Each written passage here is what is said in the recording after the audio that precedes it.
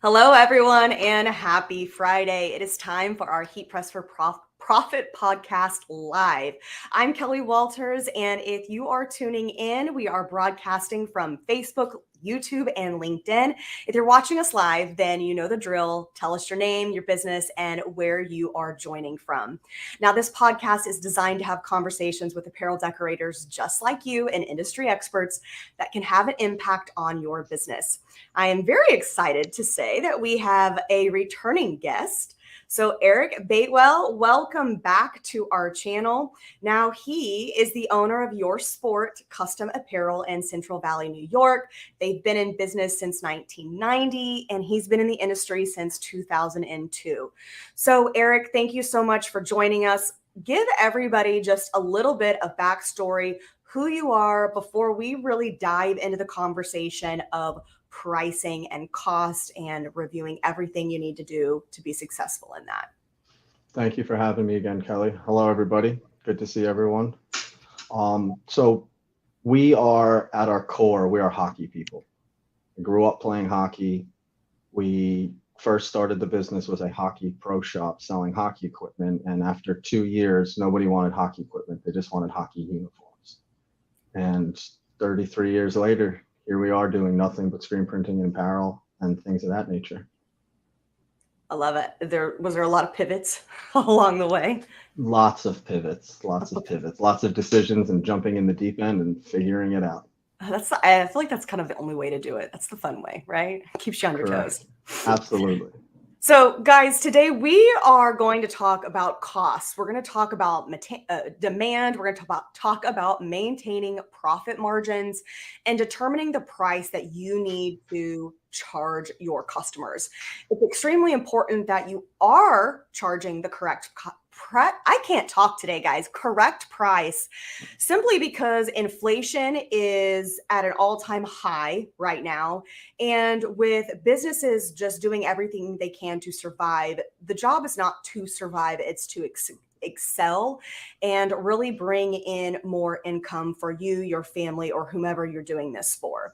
So, Erik, pricing can be a tough conversation.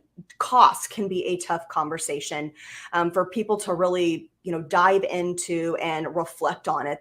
So what are some costs for somebody that's really trying to analyze their business? What should they be aware of when they are trying to consider what they really should be charging their customers? So you've got your basics, right? Like obviously cost of good, cost of embellishment, whether it's embroidery, it's screen printing, it's heat transfer vinyl, it's ultra color max, whatever it may be, your time and labor. But then you've also got to think of what's our overhead. We have electricity. Do we pay rent? Are we paying an employer? Are we doing it ourselves? There's so many things that come into it, but if you could take all of them into account, you should be able to make plenty of money in this industry. Is there okay, so you mentioned that you've had a lot of pivots, right? You've kind of just dove in, you've adjusted as needed. Was there something that you did to kind of figure out that system? Maybe not everybody understands all of their costs need to be considered into what they are charging their customers. So how do you kind of bring that all together?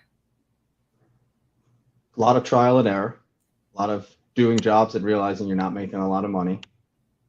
We got to a point, I want to say 10 or maybe even 12 years ago, where we realized we were never going to be the cheapest person. We just weren't. People were coming in with pictures from Custom Ink and pricing from other people. And we offer a value and a service that is a premium. And so therefore for us, that's something that we build into our pricing structure, because we know we're not going to beat the cheapest guy out there, but you're going to get a much better experience with us from start to finish. Now, is there a certain margin that you determined you really kind of have to maintain in order to make money, or do you adjust that depending on the job? We adjust it depending on the job. It would be ideal to keep it flat across everything, but every job is different. There's so many little details that go into every little job, whether it's a 1,000-piece hockey uniform order or it's 4 hats for a local landscaper. So we adjust it accordingly for sure. Has there been a time where you kind of bit the bullet and just took a lower margin simply so you could get the job, or is that something that maybe you did in the past, but you no longer do that in your present? We definitely have done that in the past, and it's for sure something we're no longer biting the bullet just to get the job. Our work, we feel, speaks for ourselves and stands alone on its by itself. And the service we offer people, and like I said, we've been in business for 33 years. I've never spent a dime on advertising. It's all word of mouth and quality of work. So for us, there is no more biting the bullet to get our foot in the door. There's enough work for everyone. You just have to find the work that makes sense for you. Now, for that demand, especially like you just said, there's enough work for everyone. Clearly, there's a large demand. I think sometimes they think inside the box versus outside on really who needs what, because you could have one entity, one business, and there could be six different needs within that, one particular business, and everybody's ordering from somebody different. So when it looks like a demand, what does that really look like to you in the marketplace? What do you recognize when it's like, what, this person needs X? So for us, like I said, we're hockey people at heart. So a lot of our business is driven through the youth hockey world, and in being around rinks and baseball fields and things of that nature and seeing what the kids are wearing and what the people are looking towards. I then do our research on competitors, whether it's our competitors or it's shopnhl.com or it's fanatics.com, to see what they're offering that we can offer the local people with the same kind of look to them, obviously at a different price than, say, Shop NFL or something of that nature. But a lot of it comes down to research on what else is out there and why is there demand for it. So Is there you're a dem- doing a ton of prep. It's not just, okay, here's my costs. This is what I need to cover my costs. Now here's the price that I want to charge, and that profit on it is barely covering my costs, or it's giving me a little bit of money here, whatever it is. You're really looking at the opportunity, the experience, and then doing your research to determine whether or not the pricing that you're going forward with really makes sense. Correct. And in that case, if the pricing makes sense, then taking on the job makes sense. And I'm a firm believer. I coach college hockey. I've been coaching youth hockey for 15 years, and in business as well. I preach that the details are the most important thing. If you can focus on the details, anybody can heat press a shirt. But if you focus on the little details, you can do enough research and find the details to set yourself apart for sure. In the world of today, where I feel like there's always something more that you could be doing, and more in a negative turn, not more in a positive turn, because you've got social media, you've got advertising, you've got text media or text marketing now, you've got email. There's all of these ways that you can get in front of customers, but they all cost money, right? So that's more cost on the back end for you that you have to consider when you are pricing out your items, your orders.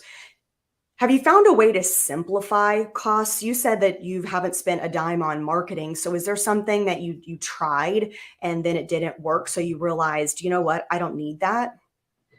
Yes, absolutely. We tried some radio advertising. We've advertised local sporting organizations and leagues and things of that nature. And I've never been somewhere with my wife and kids and been like, oh man, look at that kid's Little League jersey. Did you know that there's a plumbing company by that name? We got to call them right now. So I just started to look at things where money was going that didn't make any sense. For us, I'll be honest, our best advertising is our online stores. We pick random orders within those stores and put free higher end garments with our logos on them with a piece of paper that says, congratulations, you've won a free item, please tag us in social media. And That's awesome. I've gotten more people whose kids play hockey or baseball, but they run a business that needs stuff that way than I have any other advertising. That's an incredible experience. Like you said, one of the biggest things that you said was on value for you was creating an experience and the service that somebody's going to get. So simply by choosing a winner, not only does that create anticipation on, okay, am I going to win this time? But everybody loves to win something that is free, right? They don't want to win the ability to have to, pay for something later, but just to win it and then it be a surprise at that. You should put one of those cameras inside of the box as they're opening and reading it. That's a great You idea. you get some social media marketing on that one. So when you are looking at the demand and you are considering your pricing, um, do you feel that gives you the ability to decide whether or not you want to go higher or lower? If you're one of the few that's doing what you're doing, do you feel like you have the ability to kind of capitalize on that and increase your pricing? Absolutely. And again, it's going to be on a case by case basis. It's really all depending on who the customer is. Do I see them as, are they a giant volume big customer coming back, a repeat customer? Or is this a one and done? They think I'm Amazon. They're just here for 2 shirts and they're on their way. But there's definitely, if I can corner the demand and can do my research, yes, there's absolutely a way to make more money, sometimes doing less work and less products. There's always an interesting way to kind of look at that, because one thing that I know I kind of talked about a little bit earlier, but not always higher sales means a higher profit or you're making more money. It just means you have higher sales. Sometimes lower sales can actually make you more money because you've really honed in on what your costs are, you know what your value is, you know what you're worth, and people that appreciate you as a business and as a person, because I think a lot of business done today is really relationship. Of course, there's going to be the price conscious out there, but when somebody has a relationship with somebody or an experience, they're going to be more willing to pay for that item than just consider, oh, well, I can get it for $2 cheaper somewhere else. So let's really talk about pricing, because you've mentioned quality is important. You've mentioned an experience is important. So now that we know, costs from behind the scenes, cost of goods, and then really understanding the market that you're in and doing the research, how are you setting that expectation for your customers that you are not the cheapest, that you are going to be producing quality garments? Conversation, right? The more second and third level questions we can ask people, the more information we can pull from them, right? Because customers always have the answer. Before I did this, I spent some time knocking doors for Solar City, I had mentioned to you. And that was 100% commission job that I had to go knock on people's homes and convince them to put solar panels on their roof. And it was one of the most hardest things I've ever done, but I learned so much. And it's really, the more questions we ask people, the more we can understand what their pain points are. Sometimes price is a pain point. Sometimes price isn't a pain point. They make it seem like price is a pain point, but really it took 8 weeks for me to get my last order. And I really just want to get my order in a timely fashion. So for them, when somebody says it took me 8 weeks to get my order, that's not the red flag that the pricing is too high. The red flag is that in production, it took them 8 weeks to get an order versus 2. And you may be able to produce that order in 5 business days. But if you can still meet a timeline in 2 weeks, you just became their hero. And now they are more willing to pay for your service versus cutting a couple of dollars and possibly losing on that timeline. Do you ever have the question of feedback in price where somebody comes back and says, yeah, you're a little bit higher than what our previous, decorator was, or we were really looking to stay at X cost? Absolutely, without a doubt. I actually had it happen this week. We had a customer come in and say, this is what our budget really is. This is where we want it to be. And we kind of just, at that point, it's just more conversation. Yes, I understand you want a soft style t-shirt that's fitting like you're wearing now, but for pricing purposes, I then had to sell them on why the Gildan 8000 makes the most sense. Right. And it's not a negative to, you can't afford this higher end shirt, but it's spinning the other garment in a positive light so that, if this is a nice shirt and it is going to fit our needs, it just isn't, the one guy in charge isn't going to get the one shirt he. Yeah, that's a great, I think sometimes in a good, better, best scenario, like sometimes the good really is maybe a lower quality, but the good can actually be better than a best garment in terms of feel, the way it washes, the way it decorates. So I think it's important if somebody is offering a good, better, best scenario that we still have to highlight the good, that it's not this is your lowest option. It's this is going to be the quality at a price that is going to be more of a value conscious than a best, which might be a brand that you would see in retail.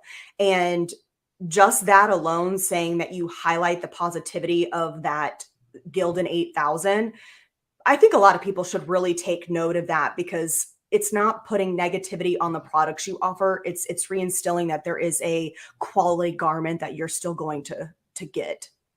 Correct. And honestly, at the end of the day, sorry to interrupt you. No, go for it. We, you got to, the customer's the one that's spending the money. So you don't want them to think they're, oh, well, now I'm getting crap because I can't afford the nicer stuff. You're going to give me the garbage. Like, no, this meets your quality demands whatsoever. There's just happens to be another step above this. That's all. That's all it is. You have to, it's all about how we frame it to them.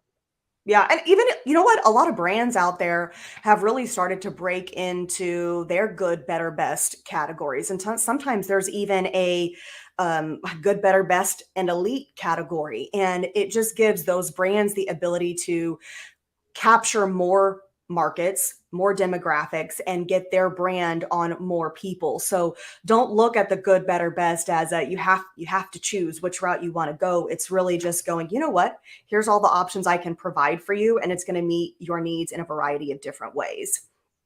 So let's talk a little bit about that breakdown of if you make, 250 grand in sales a year, but you only have a 20% profit margin, that's 50K, right? That's $50,000 in your pocket, less cost of goods, everything that you have to consider. So if you think about it and you really increase your prices, but you reduce your sales to 2,000 or 200,000 in sales with a 40% in profit, then you're now making 30 grand more with less sales, less work, but you've really put that value into your work. And I think that is super, super important. So with that being said, do you have a strategy on how you really are efficient in your pricing? That's a great question. That's a great question. I mean, I really know my costs. I've been doing this for 20 years myself. We've been at it for 33 years. My business partner has an accounting background. His pencil is as sharp as they get. We really understand our costs, and honestly, a lot of my downtime is spent learning timelines on putting products together, putting a two-color Premium Plus logo together, how much time that takes to cut it, to weed it, to peel it, to put it together, to then break that down to a cost basis as well, to really have everything just line itemed out, to keep everything streamlined, so to speak. It's funny with talking with you, any business isn't just about having the business and doing the job or waking up every day and going, you know what, I love what I do and I get to do it every day. Being a business owner really means that you do have to dive into the costs of what it costs you to have your business. And it sounds like, you're clearly a skilled and capable decorator, Thank but you. you also have that other component that is extremely important on a business perspective.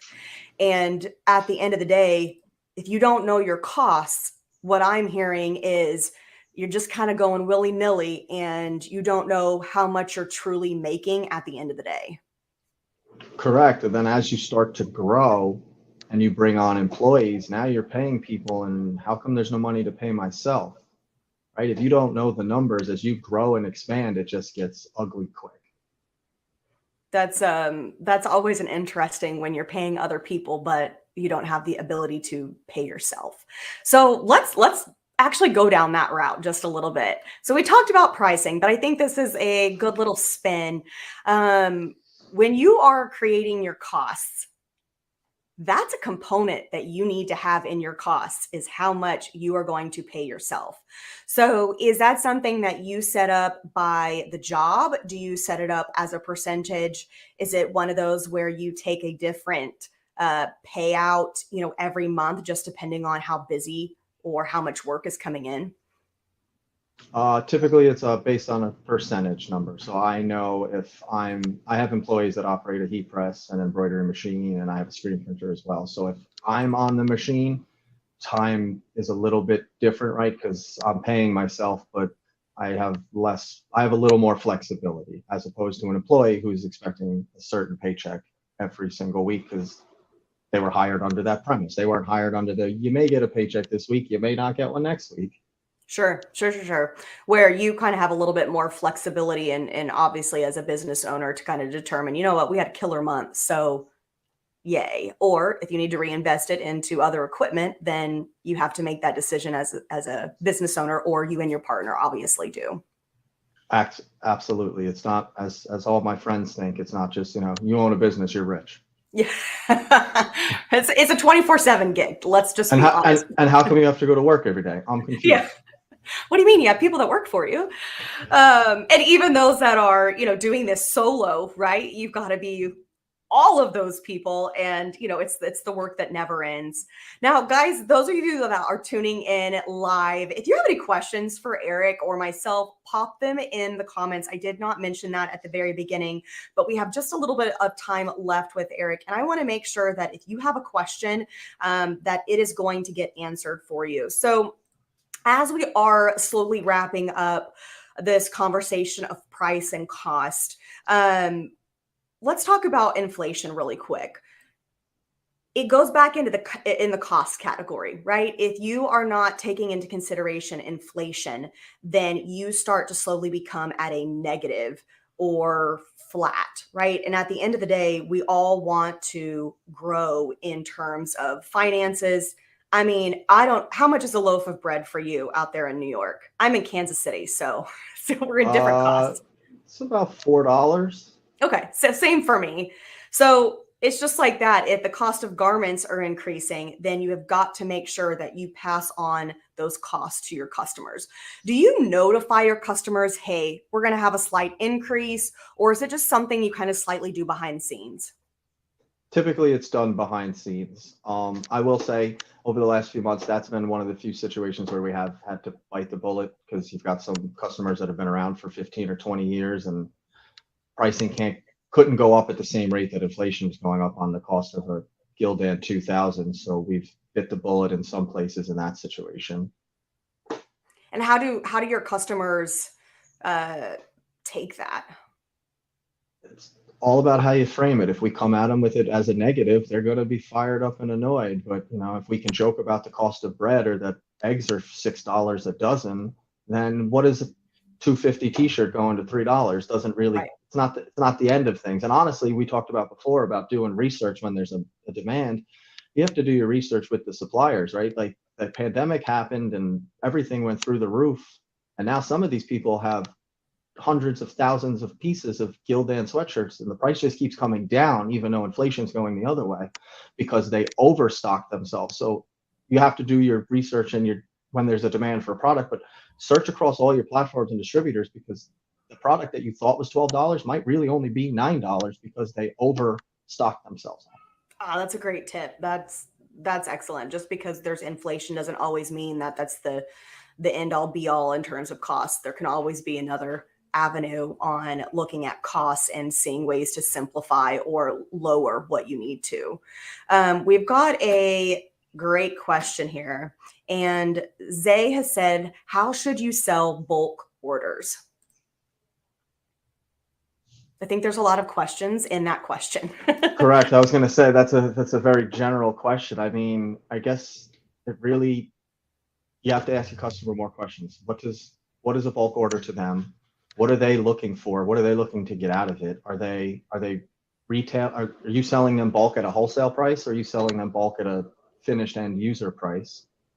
And then we need more questions. What are we doing to the job, right? How are we doing it? Have they had poor experiences in the past? they've had poor experiences, let them tell you about it, because they'll tell you what they didn't like, and you'll find a way to hook them and bring them in the building. Yeah, absolutely.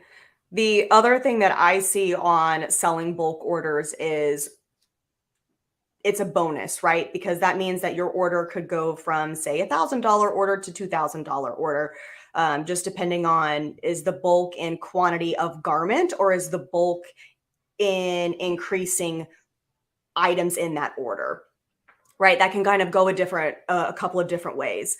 Whether you are increasing items, then you have to consider the size of your artwork and the artwork that you're putting on. So if one of them is a left chest, if one of them is a full front, one of them is, a sleeve, all of those could be 3 different placement sizes. They could also be 3 completely different types of decoration methods. So that at the end of the day might cost you more time because now you're setting it up differently on, the back end for production, unless you're using a heat press and you can just, sleeve left chest back and flip it all around and get it done extremely quick. But if that's embroidery, if that's screen printing, if that is, say a heat transfer, that's more time in production. That's more time in transfers that you have to determine what the cost is. But if you are able to make that one transfer go across multiple products in that same range, now all you're doing is taking that one design and increasing it from, say, 50 to 150 pieces, which overall reduces the cost. So I think it really, really depends on what's the goal of that bulk order, what does the artwork consist of, and what are your products, because there's a lot of different ways you could go. Let's see. Okay, next is any good spreadsheet or similar templates you like that would help a new business owner to capture and learn all the costs. We use QuickBooks and Excel. Excel is one of the most powerful things out there. It just takes you got to learn some of the tricks. There you go. That's an easy one. Now, is that do you also use QuickBooks on your phone? Because I know that's an app that you can put on tablets and phones as well. I do, yes. Yep. Cool. So I think we'll end on this one, as Sean has a great little feedback tip. So you have a better chance of retaining a customer when increasing price so long as you retain quality. Don't increase price and decrease quality. That loses customers in inflated markets. And 150% agree with that, because I think at some point we've all experienced increased costs, and then you get whatever the item is and you're like, this is not the same. I can even say that with washers, dryers, refrigerators, dishwashers. Like, correct. Think about computers, right? Think about all of that. So if you are increasing your price, just make sure you're still doing everything you can to stay within the value that you're telling the customers are going to get. And back on the spreadsheets, Kathy is correct. Stalls has a few spreadsheets that let you plug in all the costs and helps you figure out your end pricing. So you can find those on stalls.com. And I believe they are in help and education. Now, Erik, just to end us on, Erik words, Erik terms, what is something that you wish someone would have told you when it comes to determining your price moons ago? That the details matter.